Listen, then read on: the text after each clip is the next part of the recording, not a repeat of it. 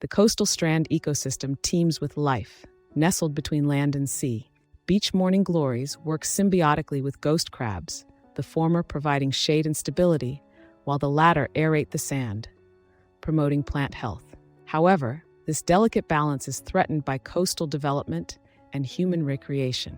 Conservation efforts include implementing boardwalks and protected zones to preserve these sandy expanses. Intriguing interactions unfold here, revealing vegetation adapted to shifting sands and animals showcasing resilience.